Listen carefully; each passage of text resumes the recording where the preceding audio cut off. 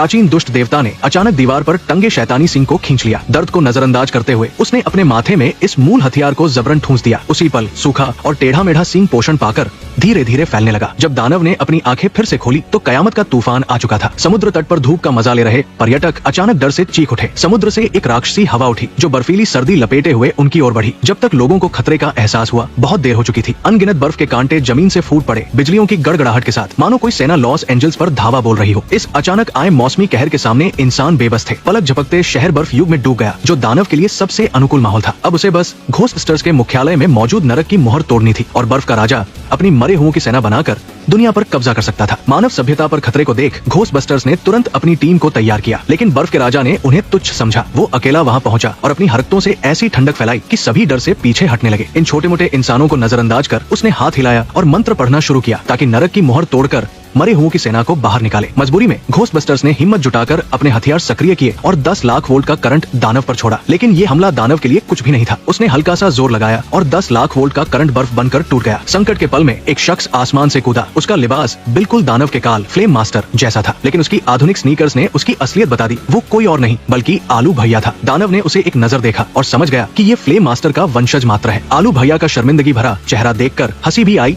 और तरस भी। आलू भैया ने अभी लाइटर निकालकर अपनी अधूरी आग की कला दिखाने की कोशिश भी नहीं की थी कि दानव ने उसे छीन लिया और एक फूंक में राख कर दिया। सबकी आखिरी उम्मीद टूट गई। लोग बस देखते रहे जब दानव ने बर्फीला तूफान उगला, जमीन को चीर दिया और बर्फ के कांटों ने उन्हें कोने में धकेल दिया। जरा सी हरकत की तो मौत निश्चित थी। दानव के मंत्रों के साथ उसके पैरों तले की मोहर में बर्फ के कांटों से दरारें पड़ने लगी। वो बर्फीले शहर में बेरोकटोक घूम रहा था, निराशा का जहर फैलाते हुए। जैसे ही साथी बर्फ की मूर्तियां बनने वाले थे, स्मॉल ने हिम्मत दिखाई। उसने अपग्रेडेड प्रोटॉन गन उठाई और दानव पर गोली चलाई। दानव को ये हमला अप्रत्याशित लगा। उसे मंत्र पढ़ना बंद करना पड़ा और नरक का रास्ता बंद करना पड़ा। स्मॉल ने तुरंत फायरिंग बढ़ाई, लेकिन दानव जल्दी ही इस करंट का आदी हो गया और उसने बर्फीला तूफान उगलकर जवाब दिया। स्मॉल ने पूरी ताकत लगाई, लेकिन दानव की 0 डिग्री ठंड के सामने वो टिक न सकी। कुछ ही पलों में उसका हथियार टूट गया और वो बेबस हो गई। वो गुस्से और लाचारी से दानव को घूरती रही जब वो अपने नुकीले पंजे से उसकी आत्मा निकालने को तैयार हुआ। लेकिन तभी एक दयालु भूत ने माचिस जलाई और दानव का ध्यान भटकाया। आलू भैया ने मौका पकड़ा और अपनी आग की कला को ताकत दी। उसने दानव पर आग की बौछार शुरू की। कमरे का तापमान अचानक बढ़ गया, जिससे बर्फ में जमे साथी जाग उठे। स्मॉल को भी मौका मिला। उसने फिर से हमला शुरू किया। दोनों की जोड़ी ने दानव को कमजोर कर दिया और वो मुश्किल में पड़ गया। बाकी साथियों ने अपने उपकरण सक्रिय किए और मोहर को ठीक करने की कोशिश की। जैसे ही ताकतवर करंट ने मोहर को फिर से सक्रिय किया, दानव को उल्टा झटका लगा। उसका सींग